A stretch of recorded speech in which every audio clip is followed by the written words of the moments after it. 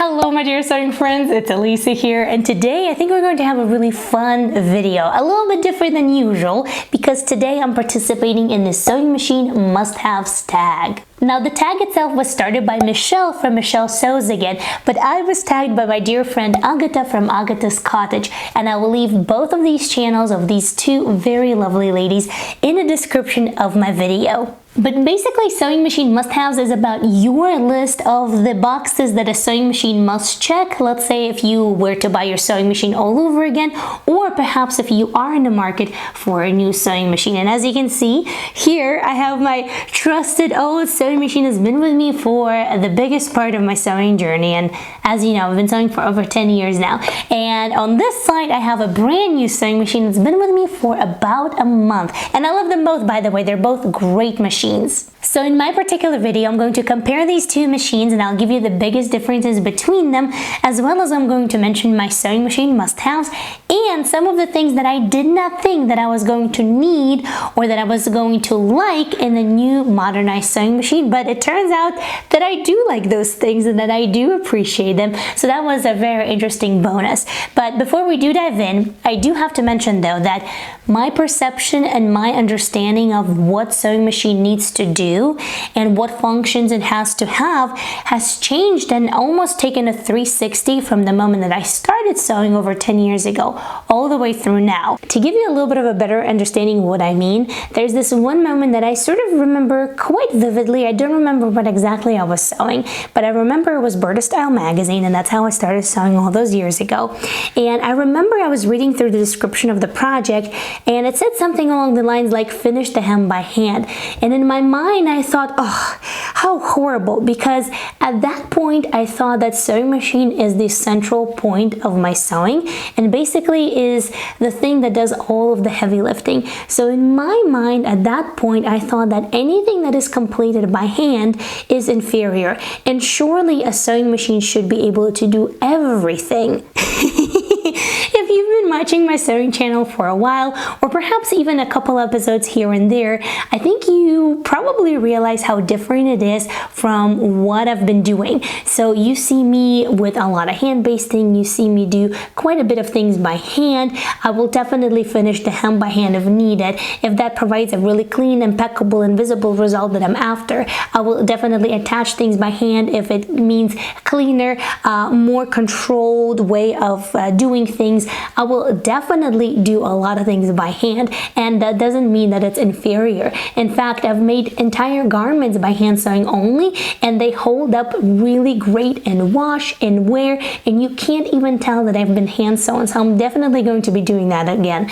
And I think over the years I've grown to really appreciate and realize that hand sewing is another level of putting your heart and soul into your handmade garments, and it definitely gives me a different level of appreciation. So I think when I first started sewing, I placed all creative control into the sewing machine, and for the last 5, 6, 7, I'm not entirely sure how many years, but my perspective definitely changed. So now I realize that the creative control is right here and the sewing machine is a tool. And since realizing that, you know, I can honestly say that I haven't really had a situation where I was sewing on my old sewing machine and I thought that either my sewing quality or my sewing potential or my creative potential is capped by what my sewing machine can do, because I realized that I am that creative potential, I am that sewing potential, and I am in control of that. And as you know, I do a lot of different sewing, everything from mending and upcycling to drafting and sewing from scratch, sewing for myself, sewing for my kiddo, sewing costumes, doing a lot of different creative sewing. So there's definitely a lot that I have put this sewing machine through, and definitely quite a bit that this has one experienced as well. When we're talking about absolute must-haves in a sewing machine, I honestly realize that I don't need much. I've written down for myself that I need a really good straight stitch, a really good zigzag stitch, an ability to change feet, because that does matter to me. In some cases it is a necessity, like for example a zipper foot. It's nice to have one. You can get by with a regular foot and with hand sewing, but if you do sew a lot, it does make your life easier. I do love my 1/4 inch foot and a couple of other feet that do make your sewing a little bit more efficient. So to me, that does matter. It has to have a good buttonhole. This sewing machine, my old trusty Singer, definitely had a couple of surprises. It was like almost like a lottery with a buttonhole, and Bernette is definitely superior in that department. And then it just has to be sturdy because, as I mentioned, I do a lot of different sewing. I sew through my own painted fabrics that have been painted with acrylic paint, and as you know, that does stiffen it up. I do sew with pineapple leather or other just really different things, so the machine has to be able to withstand. And those are the 5 must-haves if I was to buy a sewing machine all over again. And I know that does sound kind of like, oh, that's a bare minimum, and I'll tell you that with this sewing machine, it was a sponsored video.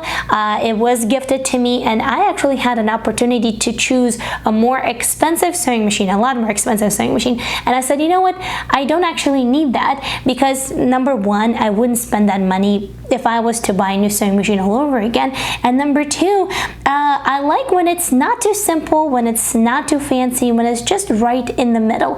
And I know not everybody is that way, and that's totally fine. We're all different and we all have different needs. In fact, now that I know my sewing habits really well and what I like to sew and what kind of fabrics I like to use, which is a good combination between both wovens and knits, a good advice for my younger self probably would have been to take the money, the budget that I have for a sewing machine, for example, this one about 10 years ago was $600, and split it in half and spend one half on a basic sewing machine that has these 5 must-haves, and then the rest on a very basic serger. Now, this sewing machine was actually a gift from my husband, and it has served me really well. It's still going, so you're definitely going to be seeing both of these in my videos. I know that some of you saw my most recent video, which was Project Dress a Girl, and there I was working on my Singer. So some of you were asking, wait a second, what happened to your Bernette? Nothing happened. There she is. I really love this sewing machine.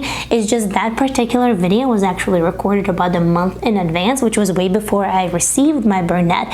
Therefore, you saw me sewing on the Singer, but you will be seeing both of these machines from now on because this is still great and operational. I do love the functions on this Bernette, and sometimes it's really efficient to work on both of them, especially if I'm using 2 different color threads in my sewing project.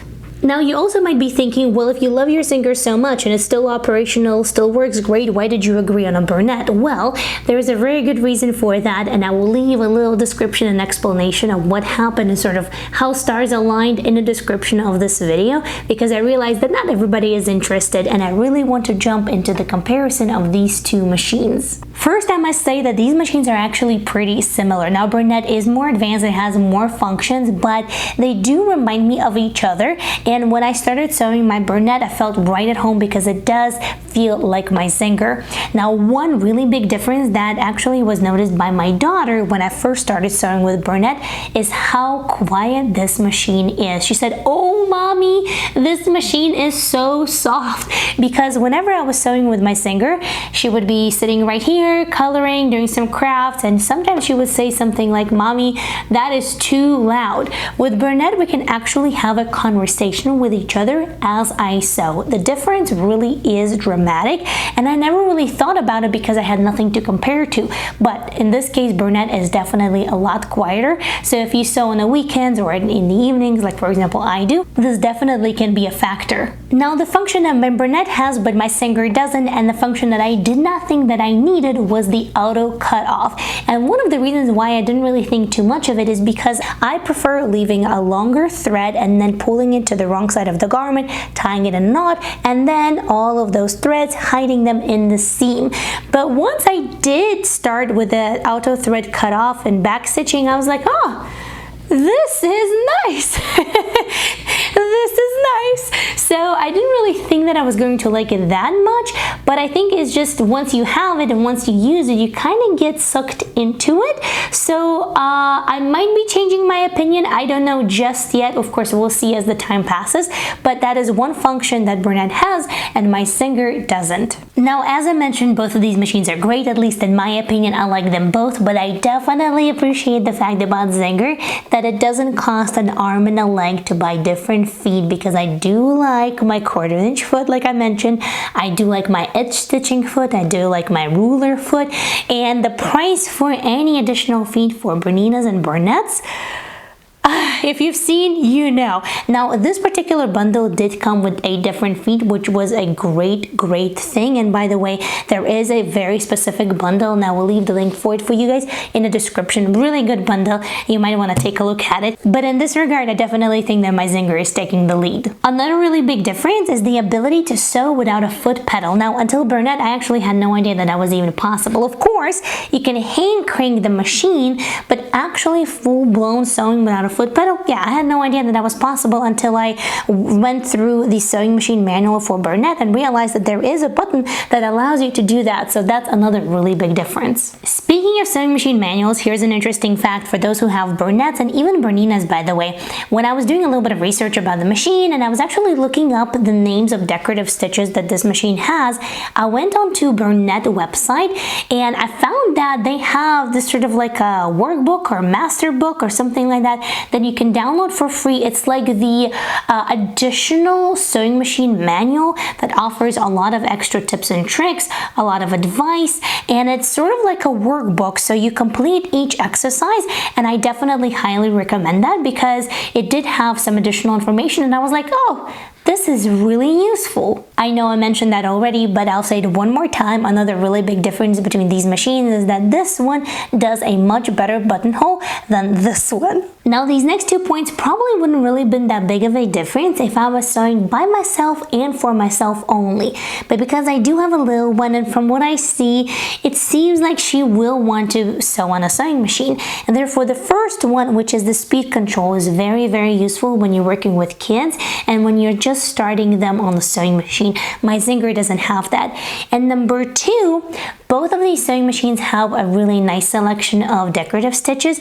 This one has a little bit more, so therefore it's really nice to have them. However, I did not mention them in my basic sewing machine must-haves, and that is because you can substitute decorative stitch for lace, for iron-ons, for a lot of other different things. So it's not necessarily like you have to have it, but it's definitely one of those really nice features that is extra, and you kind of like a little bit of extra sometimes. Both of these are computerized, so they do show the stitch length and stitch width right here on the screen. However, Bernette goes a little step further and it actually shows you which presser foot you're supposed to be using with the stitch that you have selected on your machine. So that is definitely a really nice feature, because I definitely had a couple of moments where I had my 1/4" foot and I decided to do a zigzag stitch and I just forgot to change the presser foot, and you can definitely see some marks of a needle that went right into the presser foot because obviously I didn't change it. So it's not a necessity, of course, but it's one of those little extras that are just like, oh, this is nice. Now, the fact that they are computerized is actually one of my biggest fears when it comes to the new and modern sewing machines, because I remember when I was sewing on my grandma's treadle machine, it just feels like such a very solid machine, and I don't even know how old that sewing machine is, but it was still working when I was about 15, 16. I was still making stuff on it for me, wearable stuff. So it's definitely one of those things that it feels like everything that contains computer is a little bit more gentle, a little bit more fragile. And obviously my Zinger has been working for 10 years and it's been great, so I don't necessarily have a really large fear about that. But out of all of the things that I could think that could go wrong, computerized part is probably one of them. Now, here I also want to mention that these are my opinions and my opinions only, because let me tell you, I had people that said that Zinger is an absolute trash and no one should ever buy a Zinger sewing machine, yet my Zinger has served me really well and I love it, and I've done so many things on it. And I've also had people say that Bernette is horrible and they would never recommend it, yet I do like it. Obviously, I had it a fraction of a time that I had my Zinger, but so far so good. I'm really enjoying it. I have brother serger and a brother cover stitch machine, for which again there were some opinions that these are horrible, but they've served me really well and I have no problems in it at all. Perhaps it is because my perspective of sewing has changed, and as I said, the creative control, the sewing control is right here and not necessarily here. But I always urge you to do your research and to see what matters to you and what you like.